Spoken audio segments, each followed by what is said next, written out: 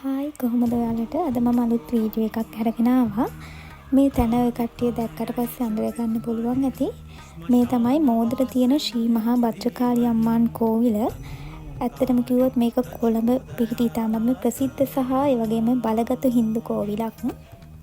කෝවිල ඉස්සරහම මේ වගේ අපිට වාහන පාක් කරන්න තියෙනවා. ඒ වගේම පූජාවල් ඒ දේවලුත් ගන්න කඩ තියෙනවා. කාලයට සහ මරණයට අධිපති මහා කාලි භද්‍රකාලි අම්මාන් දේවතාවිය වෙනුවෙන් තමයි මේ කෝවිල කැප කරලා තියෙන්නේ. සාමාන්‍ය කෝවිලකට හරි යන්න කලින් අපි ඉස්සෙල්ලම බුදුන් වදින්න එපයි. කෝවිලට යන තැනම වම් අත පැත්තේ මේ වගේ පොඩි බෝධියක් තියෙනවා. බුදුන් වදලා අපි ඊට පස්සේ තමයි කෝවිලට ඇතුළු වුනේ. මෙන්න මේ වගේ යනකොටම ලස්සනට කෝවිල අපිට බලා ගන්න පුළුවන්. මේ තියෙන්නේ පොල් බින්දින තැන. ඇත්තටම මම හිතන්නේ මේ කෝවිලට ගියොත් ගොඩක් අය පොල් ගෙඩියක් බින්දිනවා. ඇත්තටම අපේ ලංකාවේ මතයක් තියෙනවනේ පොල් ගෙඩියක් ගහන්නේ වෙන කෙනෙක්ට කරදරයක් හිතලා මොන හරි දෙයක් කරදරයක් වෙන්න කියලා. නමුත් මම නම් හිතන්නේ තමන්ගේ යහපත වෙනුවෙන් හොඳ දේ වෙනුවෙනුත් මේ දේ කරනවා.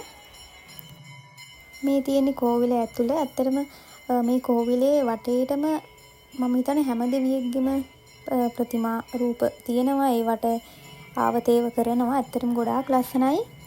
අපි සතිය දවසක තමයි කෝවිලට ගියේ.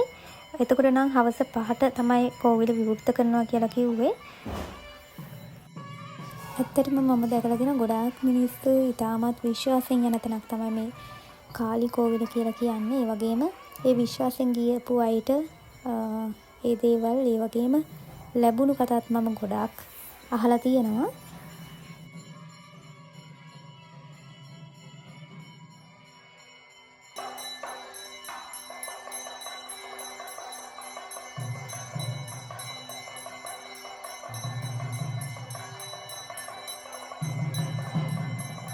හවස 6:00 වගේ මම හිතන්නේ පූජාව තියන්න පිළිමය විවෘත කරා. කාලි අම්මගේ පිළිමය ඇත්තටම ගොඩාක් ලස්සනයි.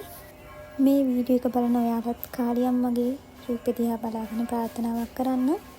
ඒ හැම ප්‍රාර්ථනාවක්ම ඉෂ්ට වෙන්න කියලා මම ප්‍රාර්ථනා කරනවා. සියලු දෙනාටම මෝදර ශ්‍රී භද්‍රකාලි මෑණියන්ගේ පිහිටයි.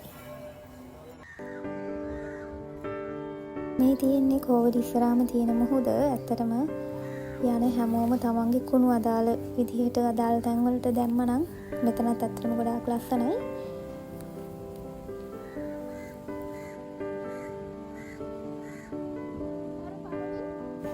අලුත් වීඩියෝ එකකින් ආය හම්බෙමු. මේ වීඩියෝ එක බලන ඔයාලා මාවත් සබ්ස්ක්‍රයිබ් කරගෙනම යන්න.